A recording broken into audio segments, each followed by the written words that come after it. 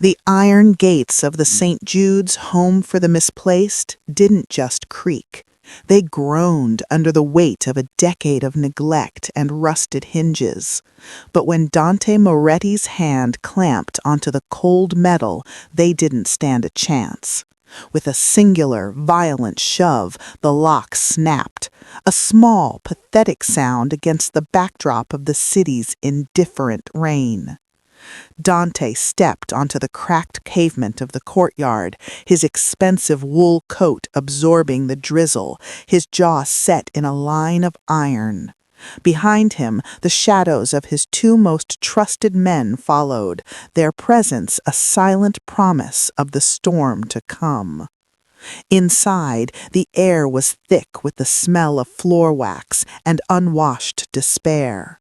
The receptionist's desk was empty, but the sound of a man's sharp, condescending voice echoed from the end of the hallway. Dante didn't wait for an invitation. His Italian leather shoes clicked with predatory precision against the linoleum. Every nurse who caught his eye immediately looked away, sensing the controlled rage radiating from him, a fury that wasn't looking for a fight, but for a reckoning.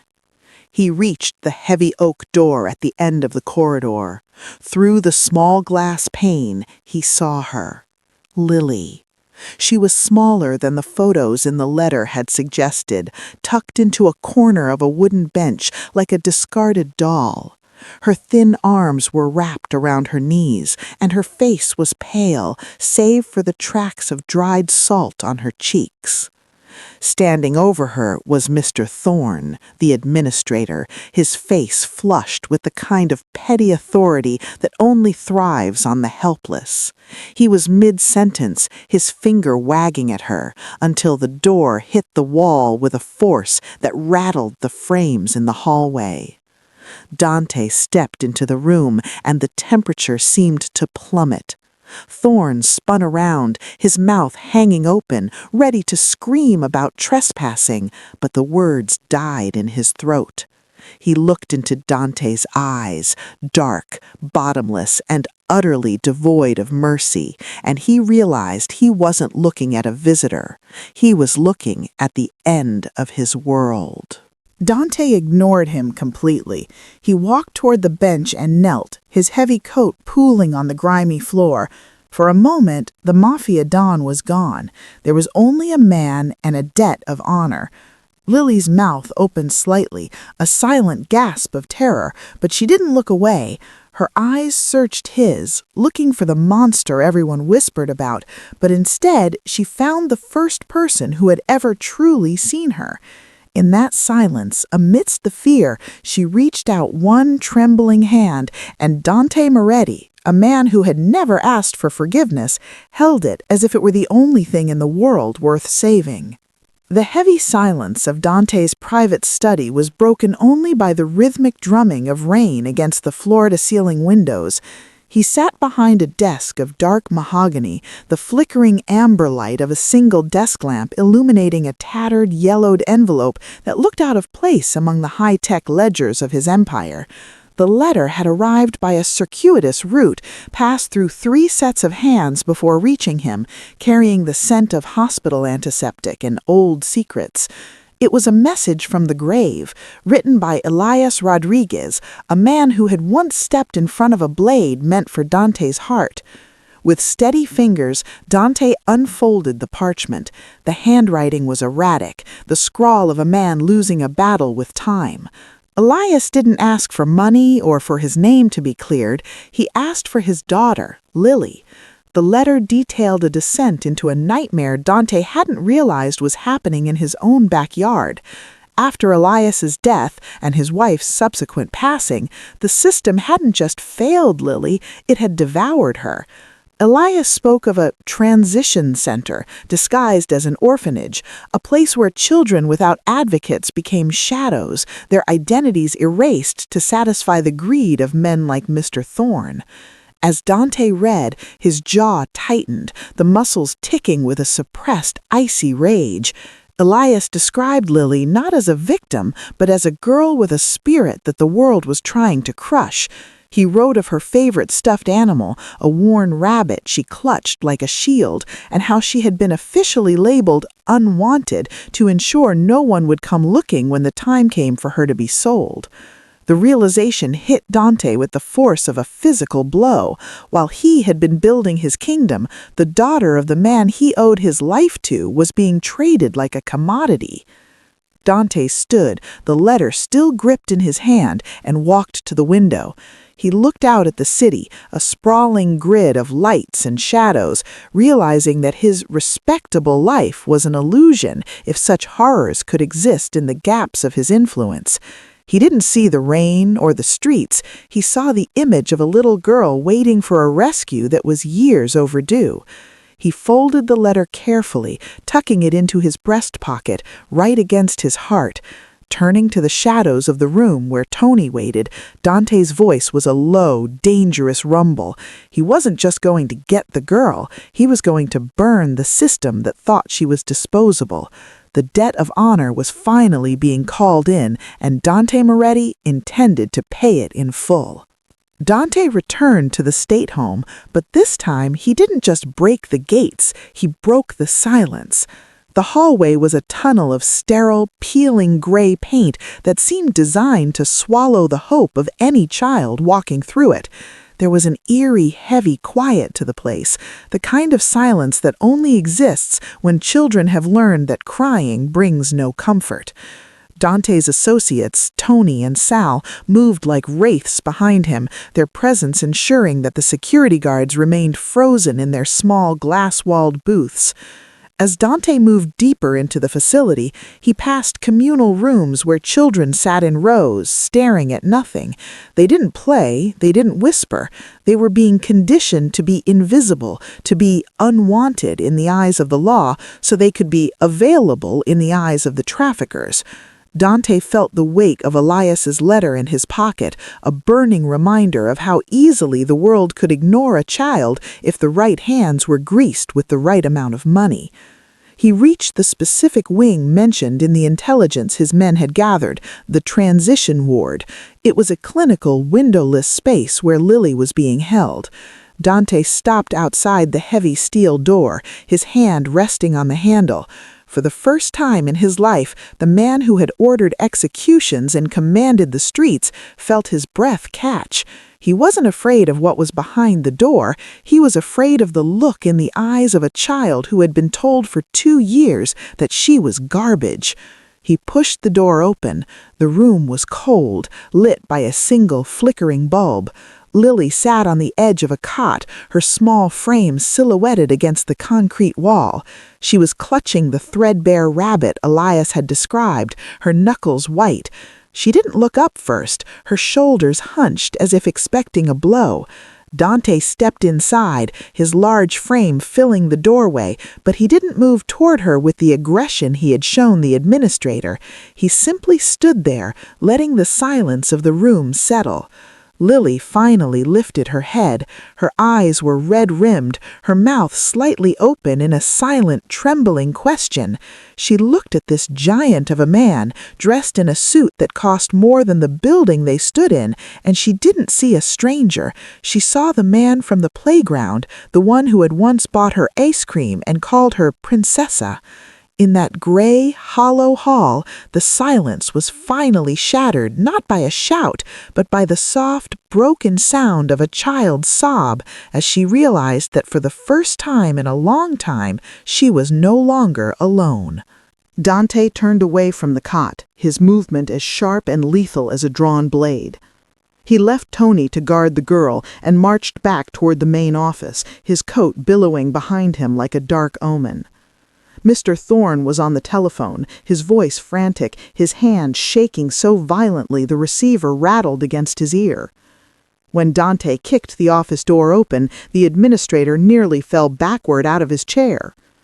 "I called the board," Thorne shrieked, clutching the edge of his desk. "I have papers, legitimate state-signed adoption papers for that girl. She's already been assigned to a family. You're interfering with a legal process, Moretti." Dante didn't shout. He leaned over the desk, his shadow swallowing Thorne whole. "A family," Dante's voice was a low, terrifying vibration. "I've seen the families you sell to, men who pay in untraceable wire transfers, men who want children with no names and no records." He reached out and snatched the phone from Thorne's hand, crushing the plastic in his grip before dropping it onto the desk. Thorne scrambled for a ledger, trying to shield himself with bureaucracy. "She was labeled unwanted. 2 years with no inquiries. By law, she is a ward of this facility, to be placed at my discretion." "She was never unwanted," Dante replied, his eyes narrowing as his jaw set in a hard, dangerous line. "She was never unwanted. You buried the inquiries. You ignored the letters from her father's associates. You manufactured her isolation so you could put a price tag on her head." Thorne tried to stand, his face a mask of desperate arrogance. "You're a criminal, Moretti. You of all people should understand that everything has a price. My buyers are powerful. If you take her, you aren't just stealing from me, you're stealing from them." Dante stepped around the desk, his hand closing around Thorne's throat with agonizing restraint. He didn't squeeze, but the threat was absolute. "I am not stealing her, Thorne. I am reclaiming what the world stole from a better man." Dante leaned in close, his brows tight, his gaze burning with a cold, controlled rage.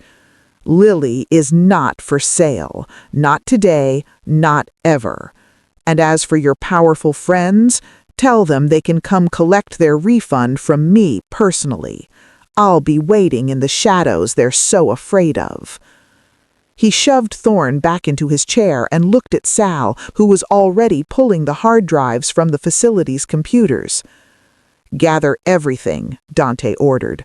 "I want the names of every buyer, every lawyer, and every powerful friend on this list. By morning, I want Thorne to realize that the only thing unwanted in this city is him." Back at the restaurant's private office, the air was thick with the hum of high-powered servers and the smell of strong espresso. Dante sat in the center of a storm of data, his eyes tracking the flicker of spreadsheets and bank records projected against the wall. Sal and a team of specialized technicians worked in silence, their fingers flying across keyboards as they bypassed the encryption on the hard drives snatched from Thorne's office. "It's not just an orphanage, boss," Sal said, his voice dropping an octave as he highlighted a recurring set of transactions. "It's a clearinghouse. Thorne was the middleman, but the ledger showed a sophisticated network of consultancy fees paid out to shell companies." Dante watched as a digital map began to populate with red dots, marking the locations of these offshore entities. Each dot represented a child whose life had been reduced to a line item in a digital ledger. The paper trail was a descent into a specialized kind of evil. They found falsified death certificates for parents who were still alive and unwanted declarations signed by social workers who didn't exist. Dante's jaw set as he realized the scale of the syndicate. It was a business built on the silence of the state. The deeper they dug, the more the names changed from local petty criminals to pillars of the community.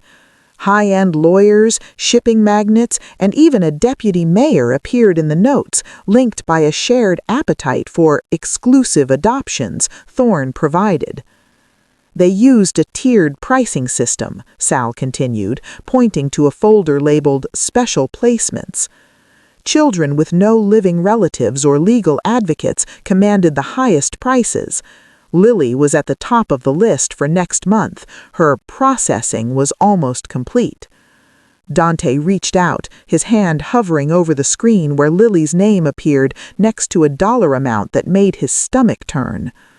The emotional weight of the discovery pressed down on him, but it didn't slow his resolve. He wasn't just looking for evidence to lock them up, he was looking for leverage to erase them. "I want every wire transfer traced," Dante commanded, his brows tight as he chose his next move. I want to know which banks looked the other way and which judges signed the sealed custody orders. We aren't just following the money, we're finding everyone who touched it." As the digital map turned into a web of guilt, Dante realized that the debt he owed Elias had grown. He wasn't just saving one girl anymore. He was holding the thread that could unravel a kingdom of monsters.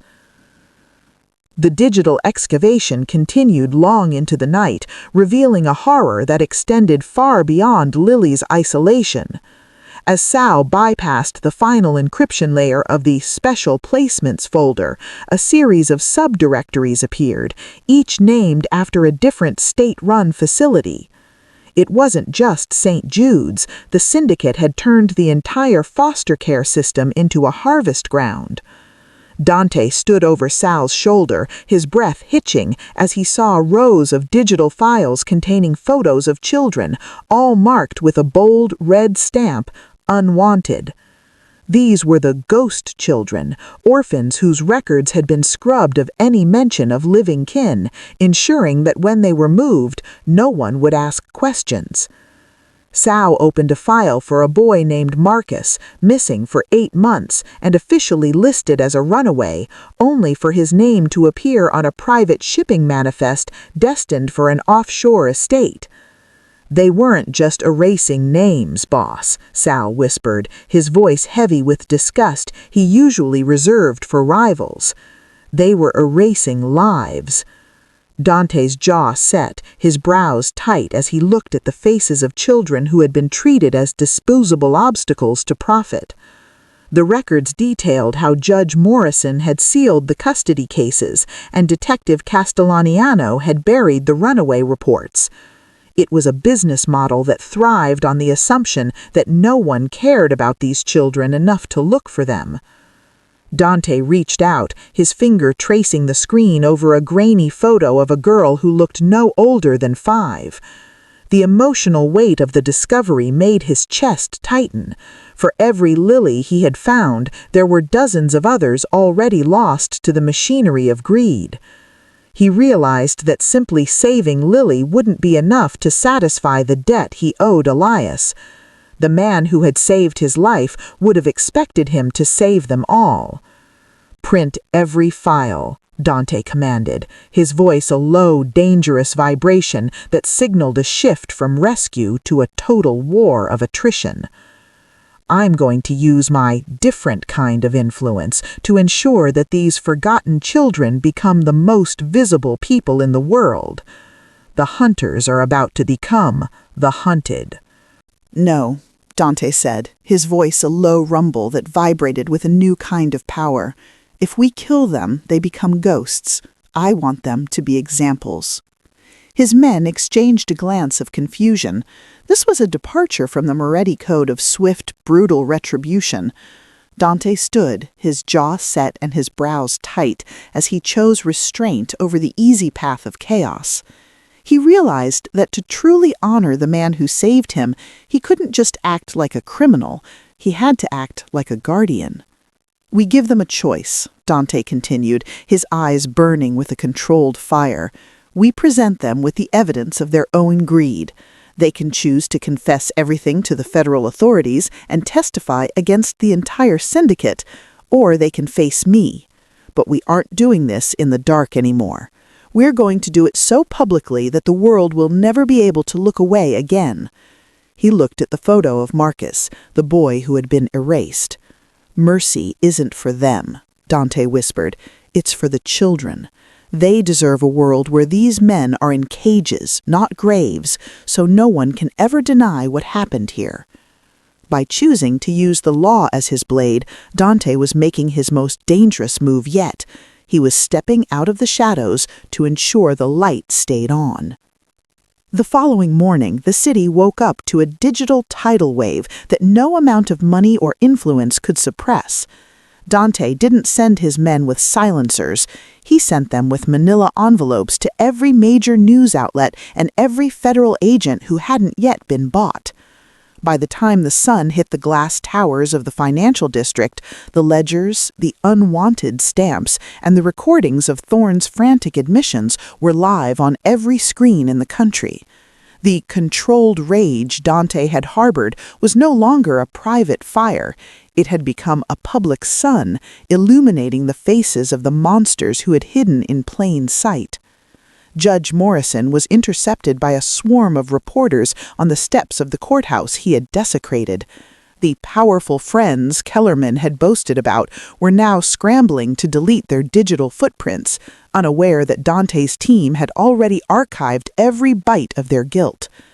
The media explosion was unprecedented. National news anchors spoke with trembling voices about the ghost children and the systematic erasure of orphans for profit. Dante watched the coverage from the quiet of his study, his brows tight as he saw Detective Castellaniano being led away in handcuffs by the very department he had used to bury the truth. The world was in tears. People stood in front of St. Jude's with candles, their collective grief turning into a demand for justice that the corrupt system could no longer ignore. The different kind of influence Dante possessed hadn't just rescued Lily, it had forced a nation to look into the shadows. While the federal investigators swarmed the city and politicians gave empty speeches about reform, Dante remained focused on the screen. He saw the face of Marcus Chen, the boy who had been missing for 8 months, appearing on the evening news as he was found in an offshore estate, a direct result of the coordinates Sal had pulled from the encrypted drives. Dante felt the letter in his pocket, the parchment now a symbol of a debt nearly paid. He had chosen to make the syndicate's crimes public so that no judge could seal the records and no doctor could falsify a death certificate ever again. He had turned the predators into the hunted, using the very light they feared to burn down their kingdom. As the names of the unwanted were read aloud on every broadcast, Dante realized that by exposing the darkness, he was finally clearing a path for the innocent to walk in the light. The battle wasn't over, but for the first time the world was watching, and it was no longer possible for a child to be forgotten. The chaos of the city felt worlds away as the heavy oak doors of the Moretti estate swung shut, sealing out the noise of the media frenzy and the cold, relentless rain. For the first time in 2 years, Lily was not in a ward, a cell, or a processing center. She was in a home. Dante led her through the grand foyer, his hand resting lightly on her shoulder, a touch that was no longer a claim of ownership, but a shield of protection. The house was filled with the soft glow of lamps and the crackle of a fire in the hearth, a warmth that seemed to startle her. He brought her to a room that had been prepared with a frantic, quiet intensity while the world was watching the news. It wasn't sterile or gray. The walls were soft cream, and the bed was piled high with blankets that didn't smell of antiseptic. On the pillow sat a new stuffed rabbit, seated next to the threadbare one she had clutched through the nightmare.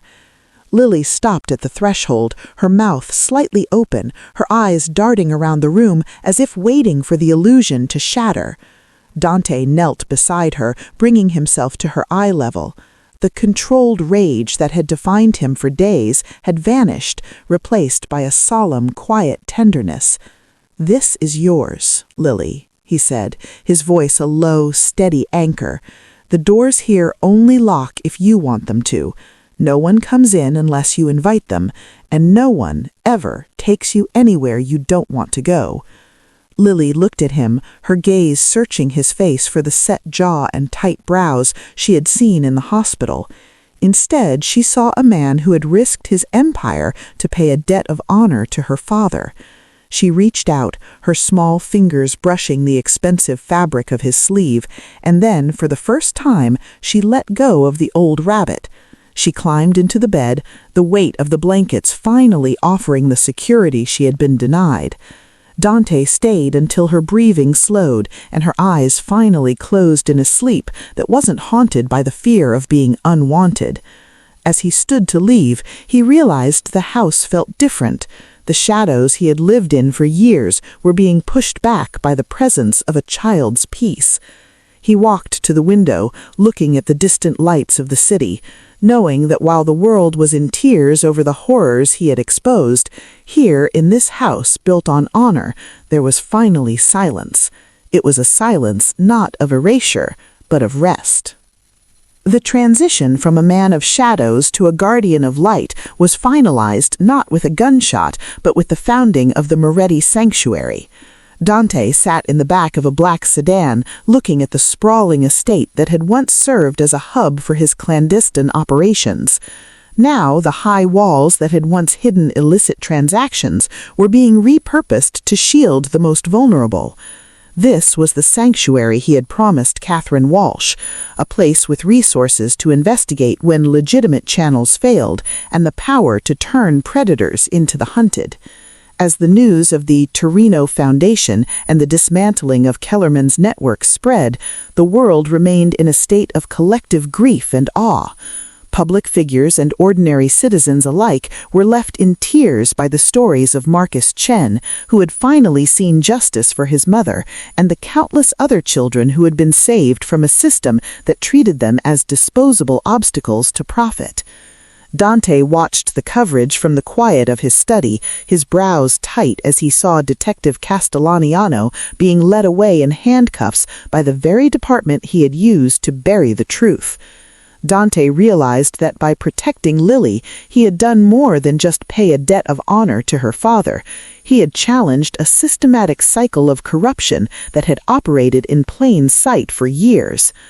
Lily stood at his side as the ribbon was cut, her hand no longer trembling as it rested in his. She was no longer the unwanted girl from the gray hall. She was the living symbol of a new era where a child's right to feel safe was the most important battle worth winning. Dante looked at her, his jaw set not with rage, but with a profound sense of purpose. He understood now that sometimes it takes someone who has lived in the darkness to bring light to the places the world chooses to forget. As the sun set over the new sanctuary, Dante felt the letter from Elias Rodriguez in his pocket one last time. The debt was paid, but the work was just beginning. He had discovered that beneath the layers of violence and calculation that had defined his life, there was still a capacity for something pure. The man who had once taken lives had been transformed into the one who saved them, proving that the most unlikely heroes can emerge from the most unexpected places. Standing there, watching Lily smile at the other children arriving at the gates, Dante finally understood the truth, that in the process of saving the innocent, he had truly saved himself.